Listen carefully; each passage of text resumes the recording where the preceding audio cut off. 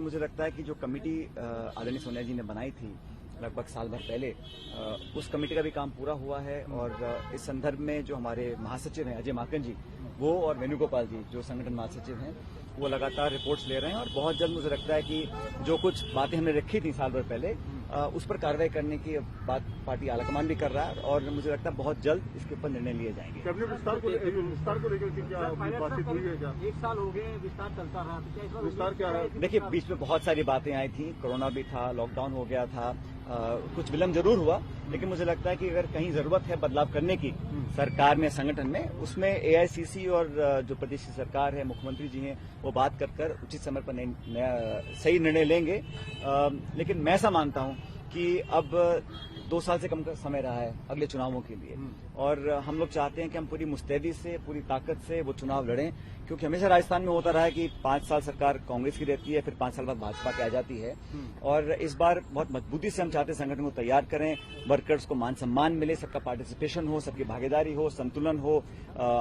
राज्य के अलग अलग हिस्सों का, सामाजिक जो हमारे तबके अलग अलग, उन सबको साथ लेकर चलें और ये परिपाटी तोड़ने का काम हम लोग करें। 23 के चुनाव के लिए अभी से हमें काम करना पड़ेगा और मैं समझता हूं क्योंकि लोकसभा चुनाव भी 24 में होंगे, तो राजस्थान में सरकार रिपीट करना अनिवार्य है, बहुत जरूरी है और मुझे लगता है कि सरकार और संगठन अगर मजबूती से काम करेंगे तो अवश्य हम कर पाएंगे।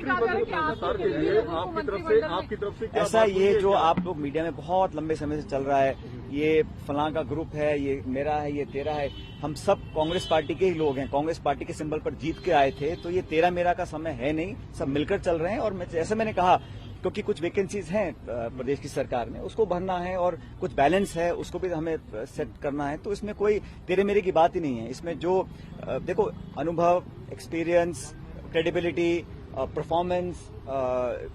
रीजनल बैलेंस, कास्ट कॉम्बिनेशन, सबको संदर्भ में रखकर पार्टी अगला निर्णय लेगी। जैसा मैंने कहा, मुझे विश्वास है, सोनिया जी से आज लंबी बात हुई, अच्छी बात हुई और मुझे लगता है कि वो सारे इश्यूज को समझ रही हैं, सारे फीडबैक उनके पास जा रहा है और उचित समय पर सही निर्णय लिया जाएगा। राजस्थान में लागू होने जा रहा है, कई लोग दूसरे प्रभार भी दिए गए हैं, क्या इसका निर्णय भी पार्टी एआईसीसी करेगी और अजय माकन जी इसके बारे में आपको विस्तार से बताएंगे। मैंने अपनी बात जो रखनी थी आज अच्छी तरह सोनिया जी को रखी है, इससे पहले मेरी मुलाकात हुई थी प्रियंका जी से भी और वेणुगोपाल जी से भी, तो लगातार हम संपर्क बात रखी है, वो कुछ पॉइंट्स बता दीजिए, क्या क्या बातें रखी? वो क्यों बताऊं आपको?